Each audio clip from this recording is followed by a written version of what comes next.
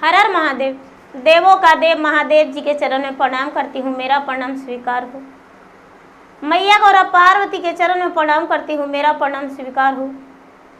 गणपति ललनवा के चरण में प्रणाम करती हूँ, मेरा प्रणाम स्वीकार हो। सब गुरु भाई बहना के चरण में प्रणाम करती हूँ, माता और पिताजी के चरण में प्रणाम करती हूँ, मेरा प्रणाम स्वीकार हो। गुरु भाई बहना, मैं एक कथा सुनाने जा रही हूँ, इस कथा को पूरा सुनिए और रहस्य जानिए। आधी नहीं, आधी सुनने में शिव गुरु का अपमान होती है, पूरा सुनने में ज्ञान होती है। गुरु भाई बहना, तो एक शिष्या के दुख भरी कहानी देखिए। शिष्या बहना भगवान के प्रेम में बंधी हुई थी और भगवान कैसे उसका दुख का निवारण किए। हर हर महादेव, घर घर महादेव। गुरु भाई बहना,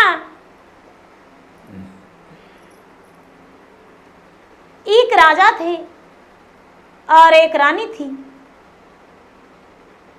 तो राजा और रानी दोनों बड़े अच्छे से रहते थे, बड़े प्रेम से रहते थे। लेकिन रानी बड़ी सुंदर थी।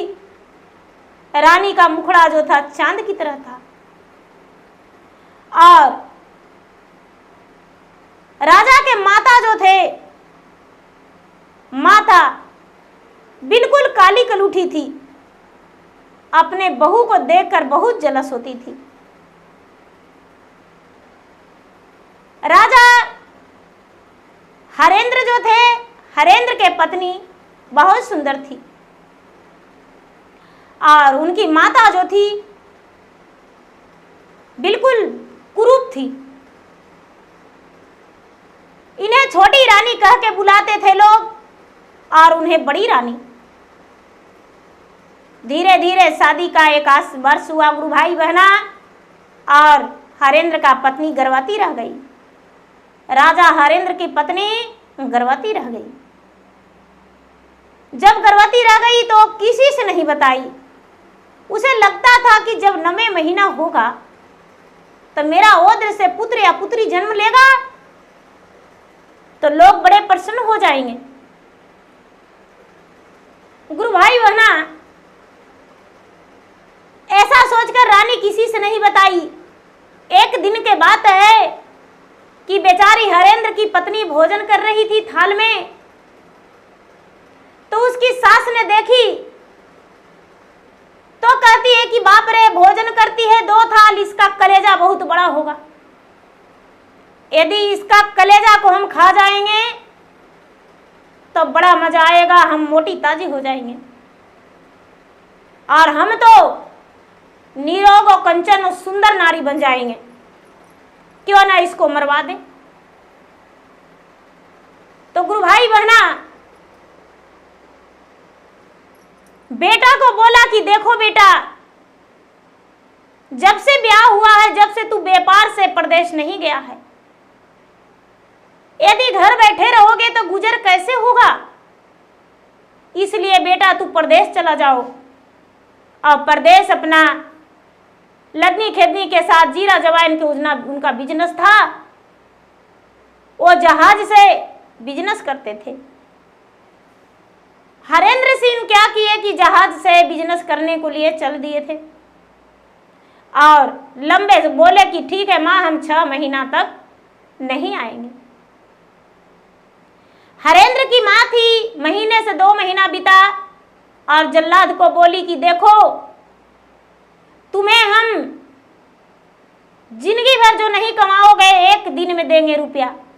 मेरा बहू के काट के इसका कलेजा चीर के और मुझे ला कर दे देना। गुरु भाई बहना, जल्लाद तो जल्लाद होता है। क्या किया कि रानी को बोला कि रानी साहब, आपका मैके से कई लोग आए थे, आपका मैके में बहुत बड़ा यज्ञ हो रहा है और राजा साहब नहीं है, तो क्या आप मैके जाएंगे। रानी बेचारी बोली कि हाँ, हम जाएंगे मैके। रानी के लिए डोली सज गया और रानी डोली में चल गई। गर्भवती रानी चारों जल्लाद जंगल में ले जाकर रानी को पैरों हाथ बांधकर और उसका कलेजा को चीर दिए। चीर दिए। गुरु भाई बहना जब पेट को चीर दिए तो एक सुंदर कन्या निकली। और जब सुंदर कन्या निकली तो ये जो जल्लाद था कहता है कि अरे इसका पेट चीरे तो इसका एक कन्या निकली, इसका कन्या को पत्ता से छिपा देते हैं। कन्या को पत्ता से छिपा दिया। गुरु भाई बहना कन्या को पत्ता से छिपा के और उसका कलेजा को लेकर चला गया। उसका गहना जो था जल्लाद ले लिया और रानी को वहीं पर मिट्टी से छिपा दी और जल्लाद कन्या को छोड़ दिया। उसका कलेजा उसका सास को दे दिया। सास भूंज भांज के बड़े प्रेम से खा ली। हे भगवान, ऐसा सास किसी को मत देना। गुरु भाई बहना ऐसा सास भी होती है, ऐसा बात नहीं है कि नहीं होती है, बहुत होती है। और सास क्या होती है वो तो सबको ही जानते हैं। कोई सास ऐसा होती है कि बहू को देखना पसंद नहीं करती है, बहू का खुशियां उसे दिल में नहीं भाता है, लेकिन बहू क्या करेगी।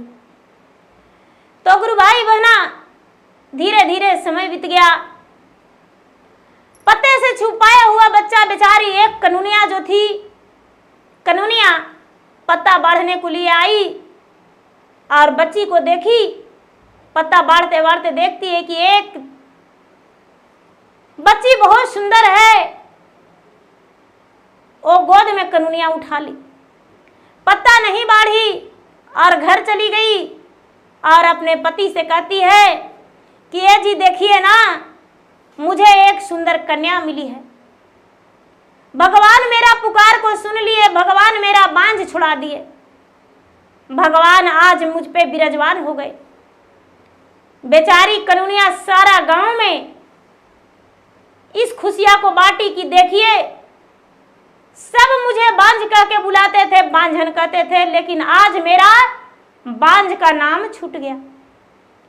मेरा वो दृश्य नहीं, लेकिन वन में एक बच्चा फेंका था वो मैं उठा के ले आया हूं। अपना सीने से लगाया तो उसका पेट भर जाता है मेरा सीने का दूध से। ऐसा बात सुनकर गुरु भाई बहना सब खुश हो गए। बेचारी कनूनिया जो थी, कनूनिया बच्चे का प्रतिपाल करने लगी, धीरे धीरे धीरे धीरे पोसने लगी और पोसने लगी। पोसते पोसते वो बड़ी हो गई। जब बड़ी हुई तो भगवान की उस शिष्या बन गई, कनूनिया की बेटी। कनूनिया उसका नाम सावित्री रखी। सावित्री जो थी भगवान की प्रिय भक्त बन गई, भगवान के पूजा पाठ में लीन हो गई। अपने भी करती थी, सावित्री से भी करवाती थी, कनूनिया भी करती थी, अपना बेटी से भी करवाती थी। तो माँ थी जो कम ले बेटी ज्यादा पूजा में रम गई। धीरे धीरे सावित्री बड़ी हो गई। सावित्री जब बड़ी हो गई गुरु भाई बहना, तो माँ के साथ तो पत्ता बाढ़ने जाती थी और रोज पत्ता बाढ़ के लाती थी। उसी रास्ते से एक राजकुमार घोड़े सवार होकर जा रहे थे, वही राजा हरेंद्र।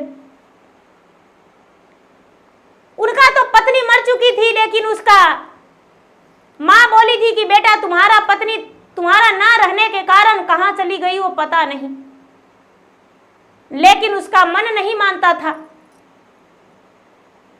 जब इस लड़की को देखा हरेंद्र सिंह तो इसे उम्र का लिहाज नहीं आया। वो नहीं सोचता है कि मैं इसके पिता के योग्य हूं।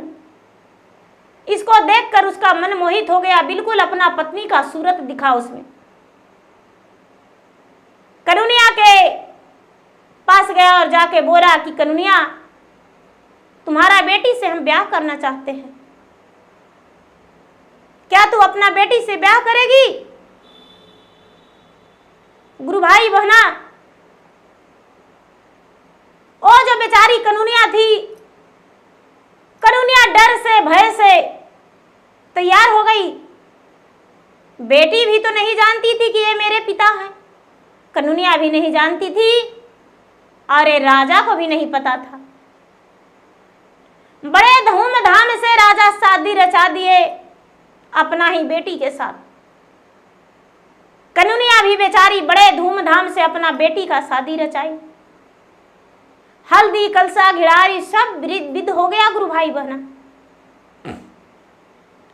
जब बारात आ गया और मंडप में बारात आया तो दूल्हा आता है गुरु भाई बहना। मंडप में पहले दूल्हा बैठते हैं, दुल्हन बैठती है, विधि व्यवहार होता है। तो सारा विधि व्यवहार हो गया और कन्यादान जब होने लगा तो पिता जो है अपने पुत्री का हाथ थमा देते हैं वर के हाथ में। उसी वक्त अचानक मंडप पे एक नाग आया, काला नाग, और वर को डांस लिया। गुरु भाई बहना जब वर को डांस लिया तो राजा जो था, राजा हरेंद्र सिंह चौके पर मर गया। और चौका पर जब मर गया तो हाहाकार मच गया।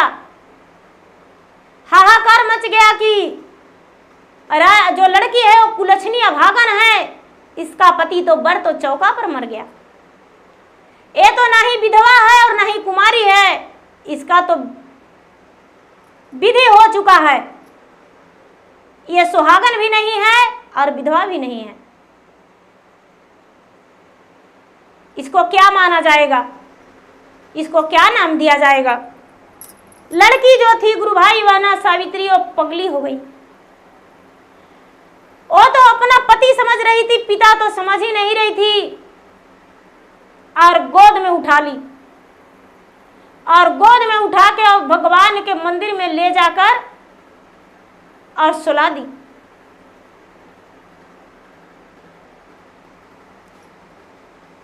डासिया में ललकै जी शिव गुरु काली काली नगवारे जान जान काली काली नगवारे जान जान हरि रे ललकै स्वामी जी के परनमारे जान जान हरि रे ललकै स्वामी जी के परनमारे के तवार भागिन जी शिव गुरु हमारो जलमिया रे जान जान हमारो जलमिया रे जान जान लोगवा रे नैया धरते हमारो डैनिया रे जान जान लोगवा रे नैया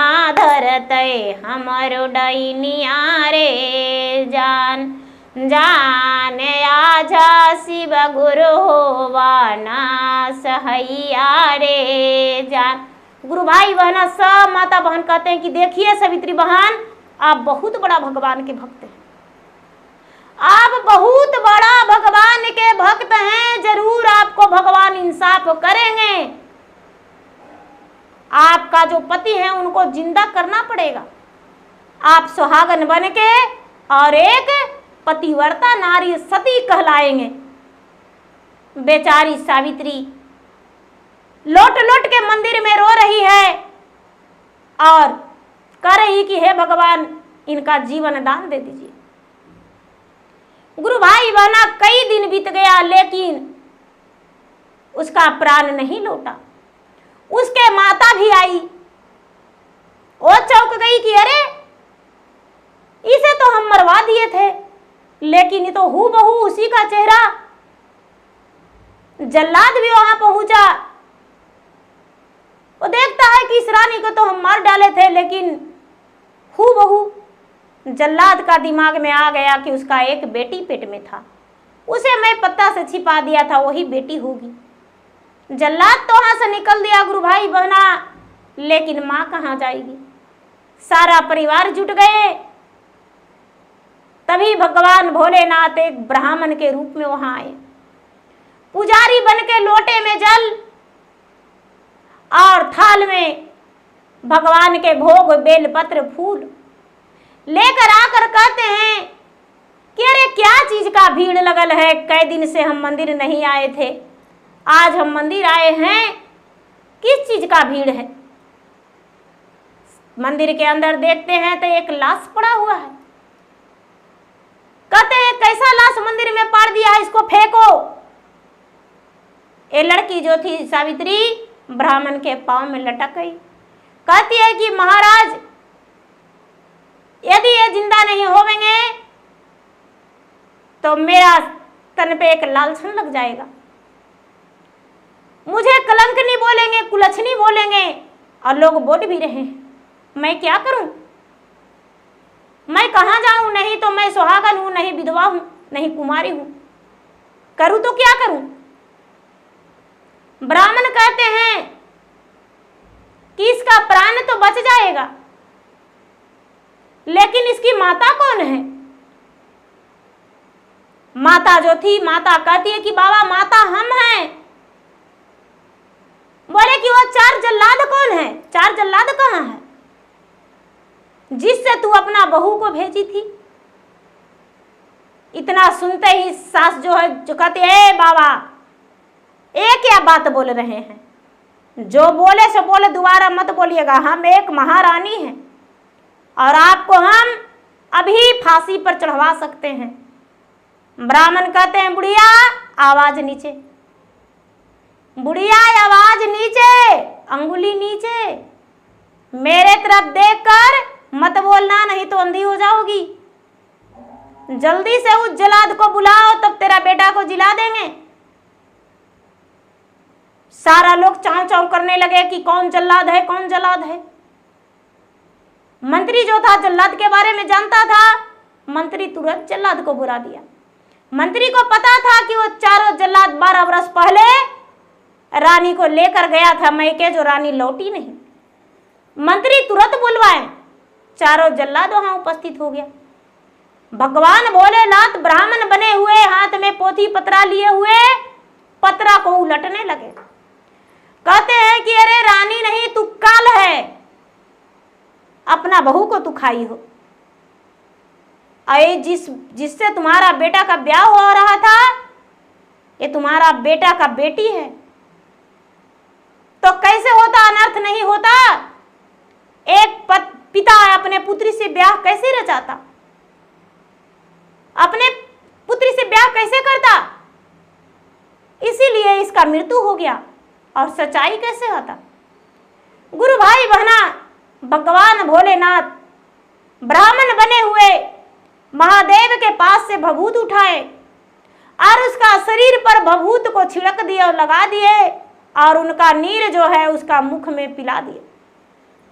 राजा उठ के बैठ गए और कहते हैं कि अरे हम यहाँ कैसे, हम तो ब्याह कर रहे थे। सारा लोग कहते हैं कि राजन ब्याह का नाम नहीं लीजिए, ये जो बाबा कहते हैं इनका बात सुनिए। बाबा के बात राजा प्रेम पूर्वक सुने।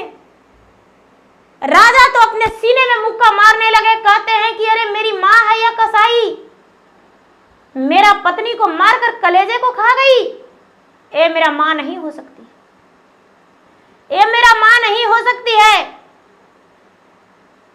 और बेटी को अपना गले से सीने से लगाया और कहता है कि अरे मेरा बेटी नहीं, मेरा राज के सब कुछ है, राजकुमारी यही है, अब हम ब्याह नहीं करेंगे, मेरा तो सब कुछ मिल गया। गुरु भाई बहना, उसी वक्त राजा ने अपने मां को फांसी पर चढ़वा दिया, चारों जल्लाद को फांसी पर चढ़वा दिया और अपने बेटी को जो कनुनिया ले गए थे उनसे क्षमा मांग के और बोले कि देखिए आप मेरे ही घर चलिए, आपको हम अपने परिवार के दर्जा देंगे, मेरे बेटी का आप पहला माता पिता, दूसरा माता पिता हम हैं। राजा साहब बड़े विनती किए, कनुनिया जाने के लिए तैयार नहीं हुए। गुरु भाई बहना, कनुनिया जो थी, कनुनिया बोली राजा साहब मैं भली भांति जी लेंगे और खुश रहेंगे। बस कभी कभी मेरे घर मेरे बेटी को आने देना। राजा अपने बेटी को अपना घर लेकर चले गए और एक अच्छा सा वर ढूंढकर उसका ब्याह कर दिए। राजा ये बात सुने तो भगवान से कहते हैं कि हे भगवान, आज तो अनर्थ ही हो जाता, एक पिता का ब्याह अपने ही पुत्री से हो जाता। हे भगवान, जो आप किए सो अच्छा किए। सारी प्रजा उनके दंग रह गए कि माता इतनी कसाई कि अपने बहू को भूंज भूंज के खाई। वाह वाह रे सास, हे भगवान, ऐसा सास किसी को मत देना। गुरु भाई बहना, राजा फिर कभी ब्याह का सोचे भी नहीं, अपनी बेटी पर सारा उम्र बिताए अपने पत्नी का वियोग में। तो गुरु भाई बहना, कभी ऐसा सोच नहीं होना चाहिए कि इसको मार डालें, लेकिन बहुत लोग निर्दयी और कसाई होते हैं जो ऐसा काम करते हैं। तो गुरु भाई बहना, मेरा वीडियो अच्छा लगे तो मेरा वीडियो का लाइक करें, शेयर करें।